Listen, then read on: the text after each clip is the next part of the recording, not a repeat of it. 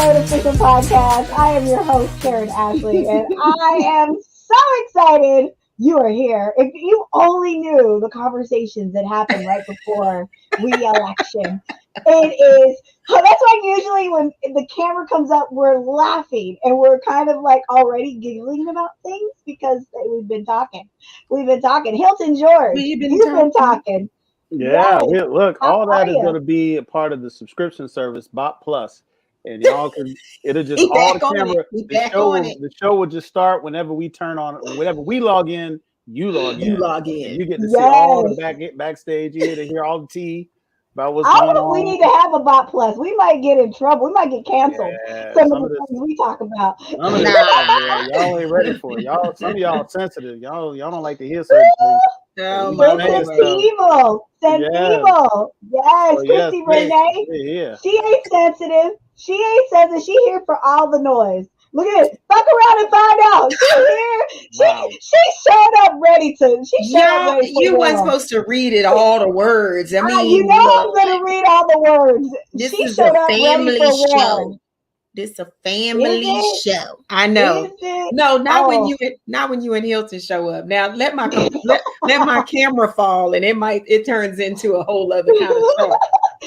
But hey, guys, y'all let her go to Philly. So she got Black Panther. She come back Black Panther in. Look at her. Radicalized. I just got some announcements. I'm hoping I can roll out soon. So we'll see. But girl, me too. But I'm here. I'm ready. I'm excited because oh my God, we got some. I need to get my water ready. Lord, let me get your refreshments. Lord, I'm sage because I'm in the moment. Let's get it. Let's go. I'm ready to go. Out of my Power Ranger cup. We are officially on a countdown for the Power Ranger 30th anniversary, which is coming to you guys April 19th. Your girl is in it, and a bunch of other people, and it's going to be amazing. I just want to throw that out there. I know a bunch of my other superhero friends. I love that.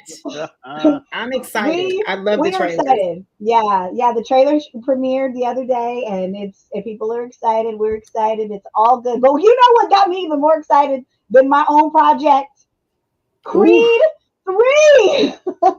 Talk about it. Me and Christi. Okay, one of the things that we did when we were in Seattle for Emerald City Comic Con, I told her before she even stepped on a plane, honey, we're going to go see Creed.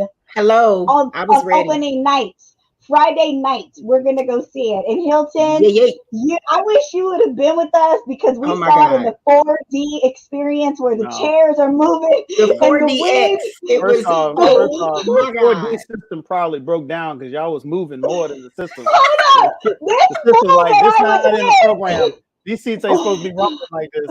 What they doing on row 4? This woman that I was with, who will remain nameless, Christi Renee, she was like, first of all, neither one of us had ever done the 4DX experience. First time. Like, I knew the seats would move. I knew you get like a bang, and I didn't realize there was going to be like cold wind. First of all, it's freezing in Seattle. Cold wind blowing on your face, water. I don't know where this water has come from. It was a mist. I didn't get to check nobody's pipe, so I was like, where is water coming from? Is it distilled hitting my mouth naked? I might get a rash. I turned that water off, and then I could enjoy the movie because I'm like, I got sensitive skin. I wanted all of it. This psycho next to me, like, stopped. Every time the scene would move, she'd be like, oh my God, I'm falling. I need a seat belt. Like, literally, there was a whole commentary. And I was like, Christi, shut up. We're trying to watch the movie. Every time, the seat's going to move. We had our first initial reaction. You don't have to scream, or you don't have to have a whole commentary and talk about the seat moving and the splash. Every time it does it, because it does it like 100 times during the movie. It's a boxing movie. It was the funniest thing. I had never felt that before. I mean, it's like a roller coaster with a movie in your face. And I swear, though, I was like, no, they really do need to I was on the verge of sliding out of the seat. And I'm like, this ain't even no action adventure film. Like, we in the car. Why are we doing this? Why is it like it's a boxing movie with humans boxing? Yeah. It's not mechanical boxers. I couldn't watch like a Marvel movie. I couldn't watch a Marvel. I would be. It was funny, and I got used to it at a certain point. But I think the people in front of us later. 30 minutes later. The people in front of us had to be thoroughly entertained. Like, I saw laughter. Yeah. They was like, I know they was thinking, this lady behind us is crazy. They laughed the first 3 times. But the 15th, 18th time, it's like, now you're annoying. Like the 4 sneeze in a row. You're kind of like, all right, you ain't getting blessed no more. Because it was sit still for so long. I mean, this is a scripted movie, so of course you got calm times, and then you get to the fight, But oh my God, it was an incredible experience, and now I don't want to see a movie without it. Like, it was so dope. It was so dope. I loved it. I loved every second of it. The manager of the theater and turn down the Negro settings on this thing. Set this so have y'all whooping and hollering because you're already black people in the theater and you're already animated enough. We're already loud. We're already talking.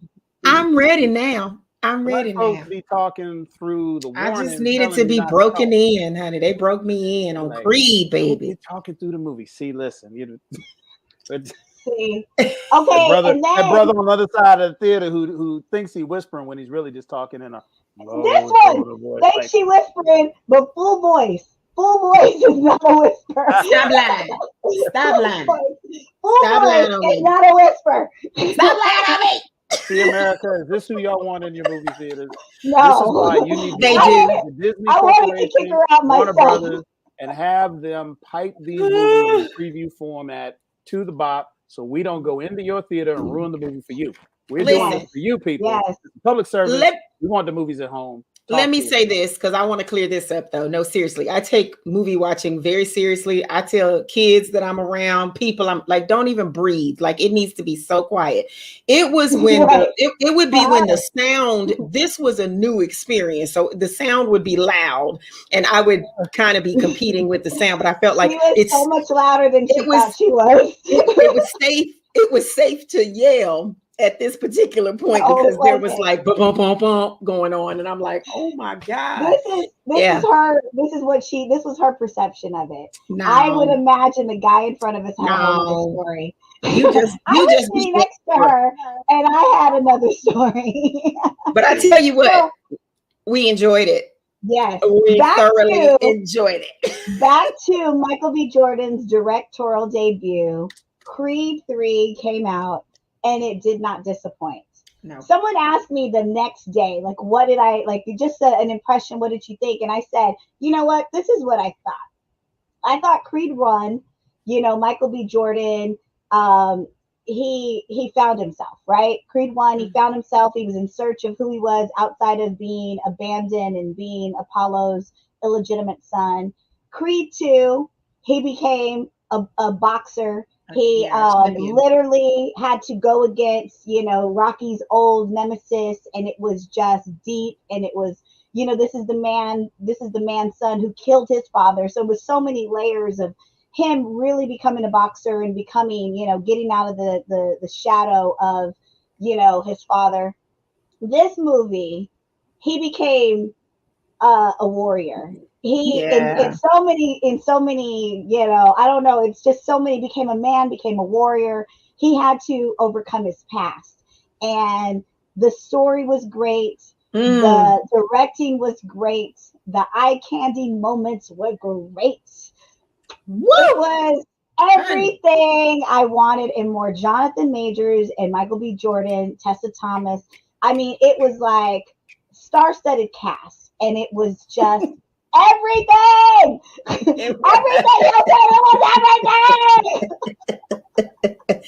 It was. Okay, Michael B. Jordan, if you're watching this, so Creed 4, you need to be fighting Butterbean, which that real fat bald-headed white dude that can take a punch, but never wins a fight. Oh my God. Women can focus on the dialogue, and women can focus on the storyline and plot. I could not focus. All the stuff that they I focused on all of that. Yeah, you can tell me. We caught it. We caught it. Get past it. I saw it. You know, Adonis and Damien, I was focused on all of it. All of it. The nuances and everything. All of it. Hilton. What was your you obviously aren't me and Christy. No. What was your first impression of this film? And Christy, get ready because I'm coming to you, baby. I'm coming to you. Honey, I'm ready. I got okay. So here's what we know about Michael B. Jordan. Michael B. Jordan is going to Michael B. Jordan the hell out of any role. And that's fine. He is that actor. You know, he has got a unique performance and delivery that plugs into a lot of different characters, and that's not a bad thing. Works for The Rock, works for Sylvester Stallone, works for any of these character actors out there. They got a certain delivery. It's not about range. It's not about anything. He's got a presence, and that presence works in all the characters that he puts on the screen. So it was really, really interesting to see him pour himself into this boxing role again, which he had played several times before. He is playing more of the family man. This is not like him trying to achieve. He's achieved. He's retired, and then somebody comes out of his past who is a part of the dark part of his past. And Jonathan Majors is playing that role. His name is Dane, and he's like what a lot of folks who've achieved success. And somebody come out the woodwork that know you from way back when, and they standing on your porch or they sitting on your inbox or hey, you know, whatever. And there's conflict, you know. And both of these actors have put so much into their role. I mean, watching Jonathan Majors do anything is amazing because he's such a method actor. He doesn't even like to call it acting. He describes it as becoming his characters, and he became Dane in this movie. And you believed his animosity, and you believed his anger. And you believed that he was really out there willing to do anything to get what he wanted. And it was just that with him being the villain is what makes movies like this work. If Michael B. Jordan doesn't have somebody to box, it doesn't work. And I really love the boxing choreography, which is a lot harder than people think it is. And the scenery, the way they depicted as a director, I love the devices he used where inside the scene, inside the ring, all the noise and all that was phenomenal. It was focused and silence. And the only thing was just them two and what they bring in the ring against one another. And you saw that play out. It was the first time I'd ever seen it. You know, the decision making, the reading of the other boxer. We hear about it in other movies, and it's usually a scene where the boxer comes back to the corner, and the corner guy is like, he's letting down his right, hit him with the cross, and then he goes up there and bam. Well, here we're like seeing in slow-mo, like, oh, okay, he's dipping up and then he's leaving this open. You're with the boxer in that scene. But when he goes for the gusto and he's trying to knock the kids and the stuffing out of somebody and all the rings come flying out of Sonic the Hedgehog, you're with him. So as a boxing movie, this movie is groundbreaking and it's amazing. Jonathan Majors, like I said, both of these guys, and I don't know if anybody else noticed this, and I don't know if the ladies noticed this, but Michael B. Jordan is actually smaller in the pre-montage before he's boxing than when he gets in the ring. The physique he has in the ring, he's like 20 pounds heavier than he was in clothes. In the filled out, honey. He filled it all out. Which added some real, I don't want to say weight because it literally was that, to the scene of him, you know, doing the training and everything like that. So this stands up with every previous Creed movie, stands up with every Rocky movie. No spoiler as to who's going to win. You know, if you have ever seen a boxing movie, you can probably guess, but that win is hard fought. And what I really like is that the villain is humanized. Oh, you know, again, where he came from.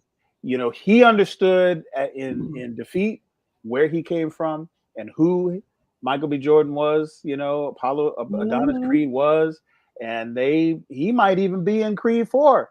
I would imagine. I don't see him leaving the screen for this. I think they should call him back because and I'm gonna keep it a buck. If Michael B. Jordan wasn't in this movie, if Jonathan Majors wasn't in this movie, it would automatically lose 3 points. Yeah. I give it a strong 8.5, 9 out of 10. Yeah, it's very simple. It's very pure, very emotionally driven, and you know you're gonna cheer, you're gonna laugh. and it's everything you want. So I handed off. And one thing I will say that I will add to that, when you're an actor like Michael B. Jordan, in order for you to act opposite of such an intense actor like, Jonathan Majors, it takes a certain level of talent. And he did that in, Black Panther when he was across from Chadwick Boseman. He's done this now with, Jonathan Majors. And I really give Michael B. Jordan, he does it with Tessa Thompson. Like when they're in scenes together, she's such a force in those scenes. Yeah. But he is really good, really, really exceptionally good at acting and just absorbing that intensity from that person and reacting to these moments. And like you said, man, Jonathan Majors, like, there were moments where I was so mad at him, and there were so moments I felt all of his pain. Yes. It was a complicated villain. Like, he pulled it off. Christi, I'm going to jump back in, but I'll let you go. I don't want to talk too much. What was your thoughts? What were your first impression of this movie? Outside of the outburst, the random outburst. Listen, I echo everything you both have said about this film. I mean, the way they progressed this story and created this new thing. It wasn't, in the beginning, of course, yes, he's trying to find himself through the, get out of the shadow of his father's name. He doesn't even take on his dad's name. So, I mean, we've got that whole thing in the first one. And in the second one, he's got to fight the Russian, it goes back to that old 80s trope of how we made films that were political, quiet political statements of USA against, this other superpower. So we kind of had that thing going, or that was in the first, it carries over into the second one. Anyway, hey, this third one, the way they push this story with the gym and just his status is now elevated because he's retired. And this blast from his past, comes back and has been training and but he doesn't know it. Of course, that's all kind of masked because he's got this double agenda. And Jonathan Majors, again, he just like we say, Michael B. Jordan the hell out of a role. Jonathan Majors, he majored this.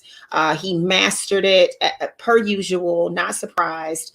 I appreciated this storyline so very much because it wasn't like the storyline when Rocky fought Mr. T, and Mr. T was such a crap hole. I hated his character in that movie. Yeah. You had these two brothers that was like brothers. And it wasn't a pretty brotherhood, but it was a brotherhood nonetheless, given their circumstances. And they did the best they could to try to take care of each other. And to watch that unfold, because I was like it's a twist. I know it's coming. And it did. And then when those things were revealed, I'm with you, Karen. Like, I was like, oh, I'm so pissed at him. I know it's some good in him, but I'm always rooting for him. I'm going to root for them and say, I know it's something in there. It's something else to this. It's not the end, but the way they ended this, the way the humility that Jonathan Majors' character, Diamond Dame, honey, he had to learn that humility. Yeah. And it was like something like jail time didn't teach him that humility. It fostered that vengeful spirit of his. And I know I want to get my life back. Well, that humility taught him another way. Yeah. And then for Michael B. Jordan's character to come in and embrace that. I was like, I cried at the end. That meant so much. It just meant so much. It just spoke to the relational value. Again, you seeing these two men, these two Black men, and who are currently, which we got to talk about this, of course, what the real world is trying to do to them, but we'll get to that. I also cannot bypass real quickly the element of the hearing impaired, the deaf audience, and how they included. I thought it was phenomenal. This movie was so freaking good. Again, it was just the building of these stories, and you're right. He's got to come back for Creed 4. It's got to be. This is definitely a new. A new, what do you call it? Not installment, but a whole new legacy of what Rocky built. And it is worth every bit of respect. And I was sad not to see Sylvester Stallone. That really it hurt me. So I don't know what's up with that. But other than that, I mean, I know it has his blessing, and just Ryan Coogler and Michael B. Jordan working together like they do is just invaluable. Like I have no words. Beautiful thing. Well, you know what? That brings up a deeper meaning. Like you said, we bring up the whole like Michael B. Jordan and Ryan Coogler working together, and you know the other Rockies. You know, Michael B. Jordan was the actor, and in this one, he is he's the director, and they kind of swap places where Brian was he was the writer, he was a producer, and he let Michael B. Jordan fly with the opportunity to direct this film. And really, like there are all kinds of interviews where he talked about calling him and asking his advice and just kind of them talking about it. But it really symbolized the brotherhood, and that's the storyline throughout this. This movie. It's a brotherhood, and it's Black men are faced with such hard opposition in this world, and you have two Black men you meet them and they're like just dreaming and aspiring and just wanting a better life, and they get caught up in one situation that just changes everything for one of them. One of them goes on and continues to dream that dream that they both had of boxing, and the other one unfortunately went to prison. And it was just that one moment that like you heard so many stories of a Black man, one moment changed the whole course of his life. This was kind of one of those stories, and you kind of got to see both sides of the coin. And you touched on this, Christi, about Michael B. Jordan got to kind of live this charmed life, but even though he had personal things that he had to overcome, he definitely wasn't dealing with what Diamond Dane dealt with, as far as going and doing time and just sitting in a jail cell looking at this young boy that he'd mentored do everything that he dreamt of doing, and just dealing with that angst and that just what could grow in you if you've been put in a situation and your life has been changed for the worst, so it was just so deep. Like I just felt like it was so deep. In that end scene that you brought up, it was so pivotal to see Michael B. Jordan walk back into that room when, here's someone who he loved, and he was like, I want to help you. Then he finds out that this guy was slimy and grimy and had set up a whole situation to be able to like take this title. And then he turns on him and talks crazy and is in the press. And the one friend he thought he was completely different. He saw the villain that he was. And then when he did beat him and put him, he forced him to have that humility moment. He didn't just like stomp on him. He actually went in there and like put his hand. I mean, and it was just like the brotherly love you hope that a brother would show another brother that, that did you wrong, but like you said, there was still that spark of love and hope in there. And he was like, I'd rather hold on to that love and I'd rather hold on to that hope. It just was everything for me. How was it for you? And this is the thing I liked about it, is that there really wasn't that much ring time. Like this is more of the story is happening around the decisions they're making around life, and that puts the fighting it gets elevated because the stakes are realized and they're higher, because like, okay, what led up to Adonis Creed getting back in the ring, right? Like, why is he there? What is he there to prove? Why is this important? It's not his ego. It's not money. It's not fame. That's not what he's here for. But this is what it took, and this is why it's so important. And so, they told an amazing story, as well as, did some amazing work in, telling a boxing story. It's a great boxing movie, but it's just a great movie. And I think it might get overlooked by some people, maybe even critics, because it's so simple. It's not a complicated story at all. I mean, it really is so easy to follow, but it doesn't lose you because the performances are so strong. And we talked about it. Her name is Mila Davis Kent, who plays Adonis Creed's daughter.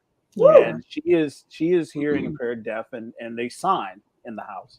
And we're seeing more ASL happening in movies and TV shows, and it's being more normalized, which I really love. And we're getting exposed to this expressive language that I think more people should learn. And I myself am looking into learning at least a working knowledge of it, because there's more people out here that use it and it's a means of communication. But this young actor, she emotes and connects so amazingly well without any of the same tools that, you know, a normal actor would have, of, you know, what kids do. They yell and they cry and they do all this stuff. And she's able to emote and connect with the audience with facial expressions and body expression and eye contact with other characters. And we almost forget how important that is on screen until we see that being the only way that the actor is connecting and being a part of the scene. And she steals every scene she's in, including the finale of the movie. It's more emotional. This is my humble opinion, more emotional than the finale of the movie, and the victory in the ring for our fighters is her being in the ring and you know, playing like she won. She's so proud of her dad, and she's doing the moves, and he's, you know, play boxing with her. Like, that's going to put your heart in your throat even more so than, you know, this amazing it finishes battle. you off. It finishes Really? you off. Right? Well, the movie was wilding by this point. Like, this movie reinforces, you know, Finish in her. that way, this is why this fight was so important. This is what he was fighting for. This is someone he's planning to raise. The drama that she's going through as the daughter of a fighter, you know, not understanding that fighting is not the first resort in school. You know, the girl ripped her picture, and she just punched her dead. And I was like, and you got the dad sitting there like, why is my daughter in trouble? Like, why? What's up with this other girl? Well, maybe y'all should, you know, like, he's being the dad who's like, yeah, punch her. Like, and his wife is like, we're going to talk about this, you know. And it's so humanizing of all the characters. You know, he's not just this rich, famous icon who's just playing a role. He's a dad, he's a husband, and it allows us to go through these things that don't have any relevance to the plot other than connecting us to the characters in it. And they didn't have to do it, but I think the movie was great for it. And if you haven't seen it, you definitely need to go see it. Yes. Oh, well, you brought up a couple of things. Two of the women that, for me, they always do it for me, was Tessa Thompson, who played Bianca. She's been in all three movies. Felicia Rashad, who is Marianne. And this is the thing, like it like you brought up, you know, we have these amazing actors. We have, you know, Michael B. Jordan and Jonathan Majors. I mean, they're major. But the women in this movie were equally as major and equally as impactful. Yeah, so powerful in how they've helped Adonis and how they've helped his journey. And I love it because it was, you know, you think about Marianne, who wasn't his birth mother. She was the wife of the father who had an affair and had an illegitimate son. And instead of her turning her back on him when, you know, she finds out about him, he's a troubled kid. He's fighting everybody. Like, he wasn't a kid who was even acting right. You know, they even show him as a teen sneaking out of her home, you know, and he was just a rebellious kid who was trying to figure out who he was and what was left of his life after losing his father and losing his mother tragically. And so you just think about a woman like that who basically took him in and became his surrogate mother, became his mom, you know, and she gave him everything until his last breath, you know, and it's just so impactful. And then I've always loved the relationship between Bianca and Adonis. Like, I think their love affair is beautiful. I think how they fell in love, how they stay in love. I love seeing them in this movie fight, you know, and legitimately she's trying to, like most men, he wasn't vocal about what he was feeling and his emotions, but she sensed it. She knew right away something wasn't right with him. And just having to help him pull that out.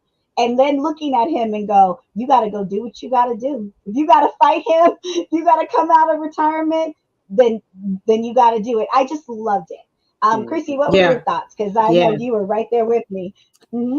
So I just want to also add into the mix as we talk about the power of these women that are in this film. The mom of remind me his name, the fighter that's in Adonis's gym. It was Felix Chavez, and his mom was Laura Chavez, and it's Salinas. Yes. She was the woman from Orange is the New Black.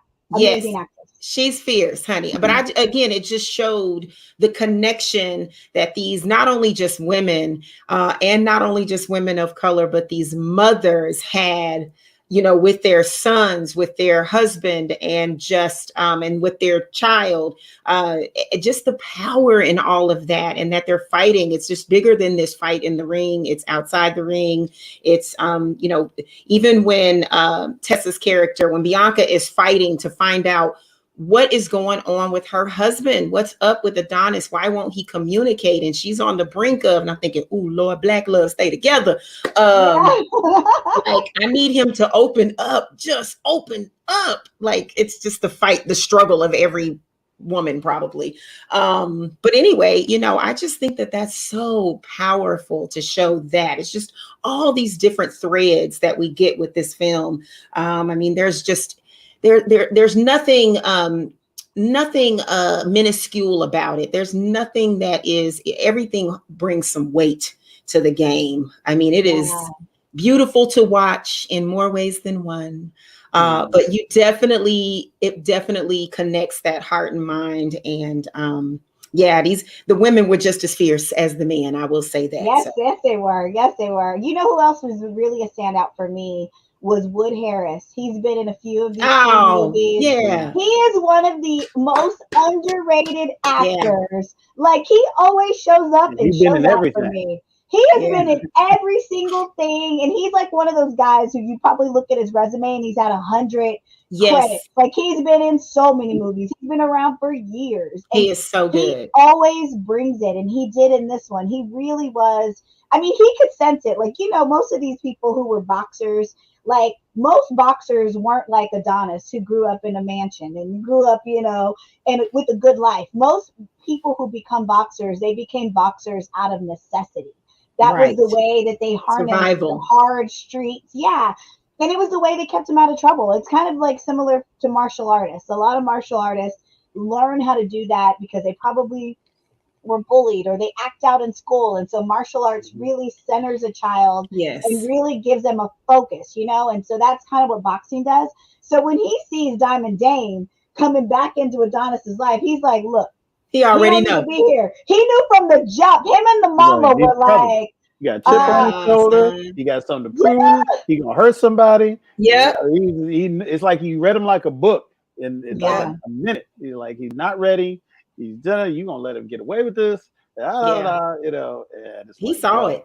He saw it. He knew. He's seen it before. I feel like he's seen it before because he didn't have to guess at what was going on. He didn't barely even knew who he was. He didn't know the history. He was like, I already know everything I need to know about this dude. And you know what? Let me say this about his character in particular. And I love seeing we get the fighting, we get the connection, the parallels between the Rocky films versus the Creed films. That character that Wood plays is just the steady heartbeat, the moral compass that we get out of that. He has his ear to the ground. He's got his finger on the pulse, and he is that I told you so, you know, but I'm still here. I'm going to show up for you, and we're going to get through this. I'll be right there. Yeah. You know, I don't agree with what you're doing. Your method is all wrong, but you know, he's right there for that support. And that's just so important because we need so much more of that. I mean, we look at our reality, the Black community. Yeah. Black men we need that support. Yeah. So kudos to Wood, man. He's dope. I like him. Yeah, so dope. And you know what else I liked? I liked the people who came back. Like they had, you know, Victor Drago was helping, you know, Adonis get ready. Like it was just so like that was powerful.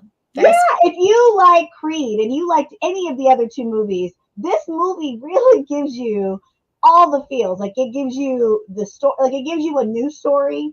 But it also gives you like that nostalgia that we got, like the things that we liked from the other movies. Well, think about it. It also, again, it makes it almost like it's almost like, the sins of the father. So now Drago is coming back to fix the sins of his father that he didn't show. Drago never showed up for Rocky. So, but his son had more compassion, and he had more of of the wherewithal, I guess, to get with this guy that was, supposedly his nemesis, that he just wanted to conquer, and they become, I guess, more like associates. And I think there's a respect, and that's one thing I loved about all of these films, even when Adonis lost in that first match, or when, like he beat him, there was a respect. Like there is a respect amongst it's like boxers. It's like you almost think of them as monsters in a ring, like they're just beating each other up. But if there is a respect, there's a skill, there's all of that. And even with Adonis and Dane had to respect this little boy that used to look up to him, and he goes, "You did learn some things without me." He did learn the craft. He wasn't just a flash in the pan and you got lucky because I wasn't here. Right. Adonis really had built up his skill. He had really defeated all these people because he was a skilled fighter. And it was just a cool, like you said, it was really a cool story. Like, I don't know. I really came out feeling good. And, I don't know. I don't know about anybody else, but I got to tell y'all, when that whole scene happens, when Adonis comes back and he does that interview with Stephen A. Smith, who, oh my God, he's just so obnoxious. Listen, the phone call, and he was like, run it then. Well, I was like, yo, I'm here for everybody. TV. Yo, this was so here now. It's happening. It was like that exchange was so real and palpable, and just we could touch it. And anyway, that was, to me, it was such a climactic moment, because it was like, yo, these bros is like for real. Like this is real life. Personal. They could really fight. It was real life. Yeah. That was so good. But that's their chemistry. I mean, they just have an incredible chemistry. And again, you can't get away from the Kang versus Killmonger. Like, that's all I kept shouting. Kang versus Killmonger. Let's go. Ooh, can we bring Killmonger in no RPX theater no more? Y'all need some quiet Dolby seating with the reclining chairs. I wanted to feel every punch. Nice tea-related beverage. I was just happy they didn't have any like wine, because some movie theaters you can get like a drink. I would have had a drink. I would have showed. She would have got up and run around the theater. Right? She'd have running with Creed. Listen. We felt every punch. We felt when the sweat flew off the face. I'd be like, why we can't feel the hug? Why we can't? Yeah. Why can't we feel the loving embrace? I wanted to feel all of what Tessa Thomas was feeling when they was in that studio. I want my money back. I want my money back. This is the part of the show that's usually on BOP Plus. Right. Hold up. But why can I see? I can see our producer Dana in the background. She's in the backstage and she's cracking up. When I said I want to feel what Tessa Thomas felt in that studio. She wants to feel it too. Yeah. Dana, did you want to feel that? Y'all got to talk to the RPX company. Y'all got to tell them. Y'all got to put cocoa butter in the mister. They didn't know what's up. Right. So you get the smell and the. Yes, the cocoa butter. I know it was in there smelling like pregnant. I might have gotten pregnant if there was some cocoa butter involved. We're going to see Creed again. It's for the BOP now. You need to stop judging me. I'm telling you, it's for work. It was in there smelling like Nag Champa and cool water. Yes. Yeah. Smelling like consequences, and I shouldn't be taking these things during the movie. And regrets. And regrets. Yeah, it would not be good if they had the smell factor on it.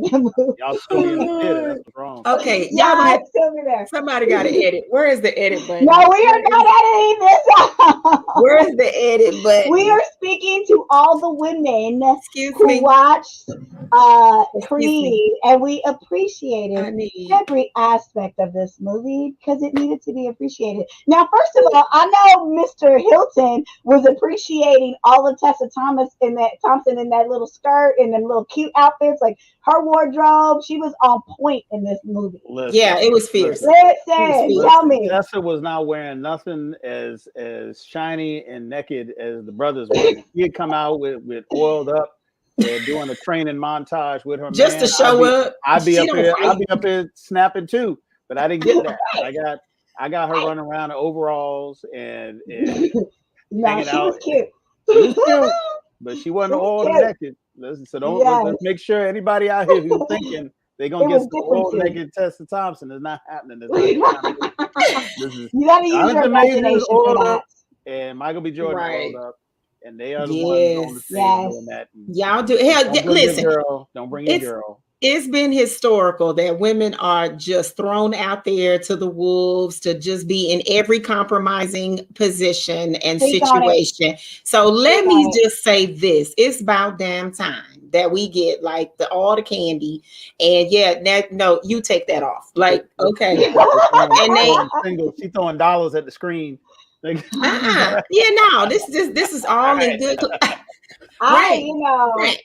Who threw these dollars on the floor? where these panties come from? Why we got panties at the screen? We got a little disclaimer. Do not throw panties at the screen. Do not throw money of any denomination at the screen. I forgot which way to turn. I know. I had to remind myself. It's okay. Hilton, we're sorry we're doing this to you, Hilton. We apologize in advance. Listen, it's about literally, it's above. That's so funny. No, this is a great film, yo. This is great. Do not. It's one of those again. Another moment we can't say enough. Like, do not look at the surface. It's not just about boxing. It is about so much more outside of that ring. I mean, they train well. Hell, you might learn a move or two to try to get yourself right. But again, it's about the human spirit. And you cannot deny that this film does. I mean, they just absolutely mastered that. They mastered the human spirit in this particular realm and beyond. And beyond. And they forecast the future for, Adonis, like outside of boxing. Like there's a whole career that they've established for him to have. And he could probably be more of a Rocky, like how Rocky was to him. And maybe part 4, if they get a part 4. It was an amazing film. And she's right. It's about the human spirit. It's about brotherhood. It's about love and forgiveness and, just growth. Any final thoughts, guys? Hilton, any final thoughts from you? No, that's everything Christi said. Definitely worthy seeing it in the theater. Yes. Formula, but it's a successful formula. And I think as Americans, we have this special affinity for boxing movies and underdog movies, even when the underdog isn't the underdog per se. So everything you loved about the original Rocky series, that is being carried on as a tradition here and done so well. So it's definitely worth a see. See it in the theater. See it soon. Don't wait. Don't wait. Michael B. Jordan did that. He did his directorial debut. Round of applause for that one. He's not corny. Not. Oh my gosh! Did you see that interview? Like, I could have. It was. You go, MBJ. Tell him. Yes. So there was. No one knew that if you were under a rock, there was a blogger who interviewed Michael B. Jordan on the red carpet, and this was someone who went to high school with him, who used to call him corny and used to low key kind of bully him, or just how people are. And he of course she's on the red carpet with Michael B. Jordan. And he was like, "Oh yeah," like he called her out on it, and I love that. I love it. You don't know you never know where people are gonna. We go way back, blah blah blah. Like, oh, you want to go way back? Let me tell people about what way back was. Now, if she hadn't said that, he might not have said that. But you trying to ride the coattails, act like we was cool, like we was friends, and talking behind my back all through high school. I remember you saying that, and he kept it professional and kept it level. I love that. I'm like, go ahead. That's how you do it. You know exactly. what? And this is the thing. The lesson is you never know where people are gonna end up. That corny nerdy dude ends up being the dude who becomes everything you'd ever dreamed of being, and you like, hi and beyond. You got to be nice to all the weird quiet people because they either gonna blow up and become millionaires and rich and famous, or they gonna be mass shooters, and you want to be the one they let go. So you need to be nice to everybody. So real. You're like, okay, this dude gonna burn the building down. Let me go on and dap him up. How you doing, Frank? Like, make some friends. Make some friends today. We ain't gotta hang out, but I'm not gonna be the one talking about Frank. Remember that time I said hi? Did Frank? He's hungry. I'm gonna walk up out of here. I ain't got nothing to say. This reminds me moment, but it really is true. Like, you got to think about how you treat people and where they become in life. Like, there are consequences to our actions. And one thing I will say, like, words hurt. Like, even though Michael B. Jordan is sitting on top of the world and he took that, like, he put her in her place without putting her in her place disrespectfully. Without putting her down. He brought it up. Exactly. Right. And he just said, let's talk about this. And he just opened up that can of worms, and she was like, and she kind of stuttered, but then she had to take it because that was their reality. But it's like, you don't know where people will end up. And you don't know, like, how when you treat someone just frivolously throughout your life, like how that impacts them. Because he's done a million things since then. But when he sat in front of this woman on the red carpet, it all came back. It all came back. It all came back. And luckily he's a good dude who respects women. And Black Twitter did the work for him. Black Twitter did the work. He didn't even have to do that. He kept it classy as hell. But Christi, go ahead. That's fine. I haven't seen that, so I'm gonna have to look for that clip. But look it up, this makes me want to kind of go back to a conversation I kind of referenced about the world and how we receive, each other, and how we create these narratives around relationships, friendships, relationships, one and the same sometimes. This Michael B. Jordan and Jonathan Majors relationship is so special. And they have been under, I don't know how valuable these people are that are talking. They're just, internet, they're keyboard bullies. Awful. They don't mean nothing to nobody. But I know I have read so many comments, and I love seeing the commentary that actually defends, their friendship and their connection to one another, and just going off of pictures and what's wrong with this picture and these photo shoots that they do. And everybody's is running around talking about the emasculation of the man, and the black man is under attack and we don't have nothing. I'm like, you know what these two brothers have is more valuable, more special, more real, more powerful than what many people know. And I know for myself, I will fight tooth and nail to protect that. I think that is special. I think it is real. It's a tangible relationship. Again, even when we mentioned them, another show, and talking about them coming out to see Angela Bassett and give her flowers, and it was, we knew what they meant. They talked about that backstage. These are friends. These are friends. They are truly connected. And that is a beautiful thing. And their photo shoots, I think, reflect an artistic relationship between the two of them, as well as their personal relationship. And it's amazing. It's what we should all, strive for. It highlighted the fact that a lot of the Black community, they're not comfortable seeing two men be soft with each other, being kind, hugging, like, and let's just say, like, who cares? Even if they were being, if there was some romantic, if there was some romantic, element, cares? Like, you're right there with me. I was so mad at that underlying commentary that was happening within Black Twitter and everywhere else, saying stuff about them. We got Hoteps and we got Heteps. Yes. And the Heteps are the ones that do the chest thumping, and they're always talking about the emasculation of the man and all this stuff. And I'm just like, have you not seen history? Like, do you not remember Prince? Do you not remember the Isley Brothers? Do you not remember? Do you not remember Earth, Wind, and Fire? I mean, we've been through this. We've been through this decade after decade. There's nothing special about what's happening now in regards to the emasculation of men, and it's just veiled misogyny.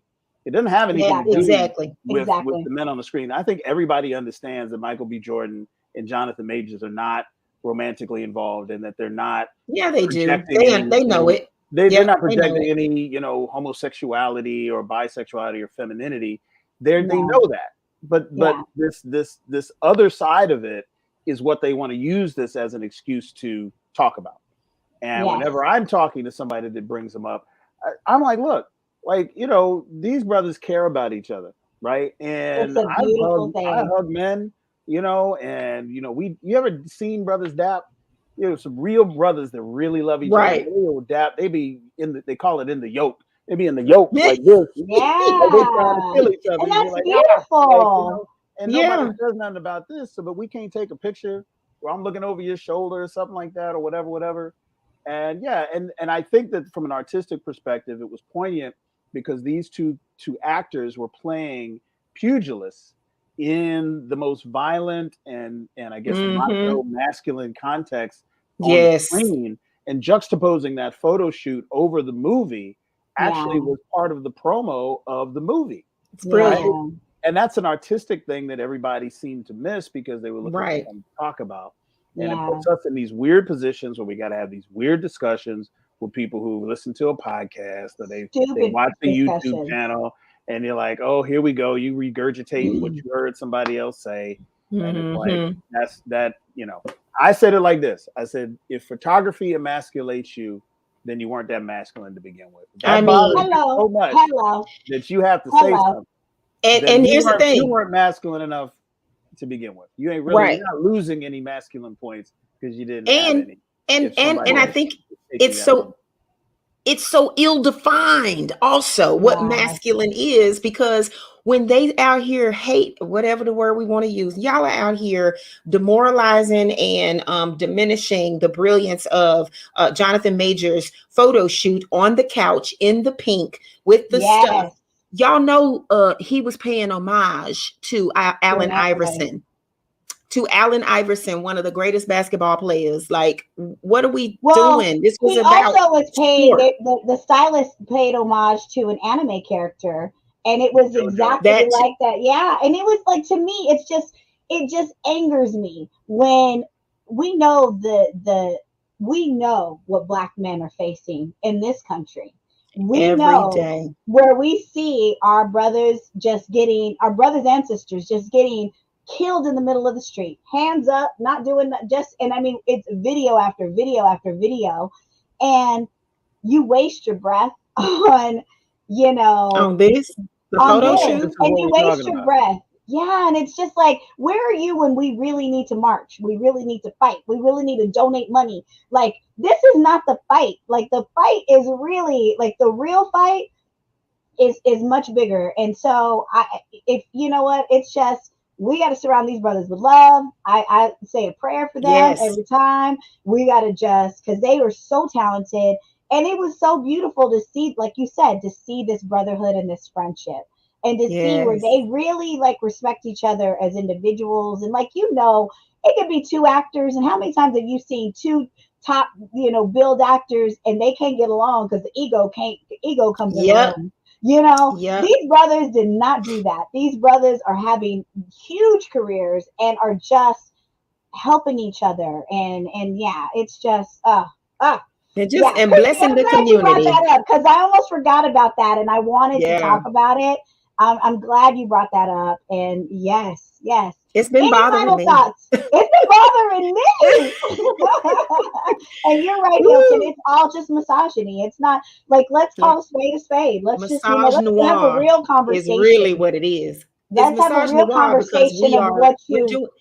We're doing it to ourselves, and that's the biggest problem. And they think that somebody else is in control of that. No, they have all their capacities about them. They accept they understand the assignments that they are given, and they are serving every time they show up. And there are those of us in this world that look just like us and cannot stand that they don't have the freedom to do that personal freedom. And so it just has to be talked about. You know, we could talk about this on every show because there's always some element of this attached to something we're talking about. So, but again, it's humanity. And also, like, you know, I always say the Black community needs to embrace therapy, and we need to embrace, you know, healing these deep wounds that we have, and our idea of what a Black man should be and what a Black man's strength is.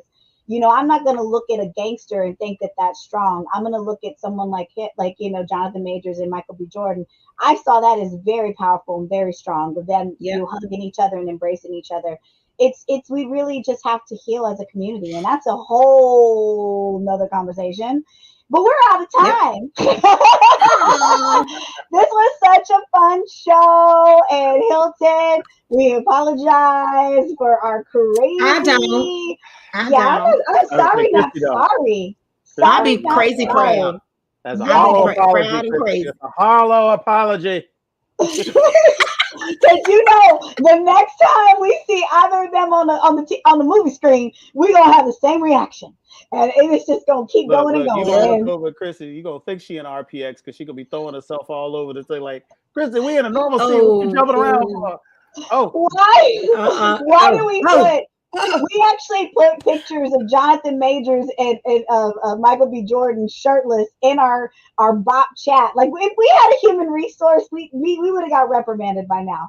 We put Hilton. Hey, this is our job. Everybody needs. This is our job. We have to study. This is our job. Training for all BOP members. Look, I am HR, so like, yeah, this is okay. We're doing our job. This is a part of the tasks and duties. I forget who I put in there for you, Hilton. I put somebody in there for you one week, and you didn't even comment. You didn't even care. I must have missed it. They didn't tag me. They didn't tag me, and I don't see it. Okay, I gotta look. We gotta have more. Go back and look. We got to get a male producer to help balance out the female, the estrogen that's in our room. There's 3 women in Hilton. It's me, Christi, Dana, and Hilton. And poor Hilton. Hilton's strong. Hey, listen. You a strong Black man, Hilton. You a strong Black man, because you stand up. You stand right with us. You are never swayed by our craziness. So today's your day, Hilton. Today is your day. Not on BOP Plus. BOP Plus has got to stay pristine. We got to get that's part of our branding. That's our moneymaker. When we finally get some BOP Plus around here, I swear we're gonna have a party. We're going on a trip, y'all. Whatever residual, whatever payment we get, we're going on a trip. The BOP Plus Cruise 2025. Oh Lord! On location. The boat will never leave the dock.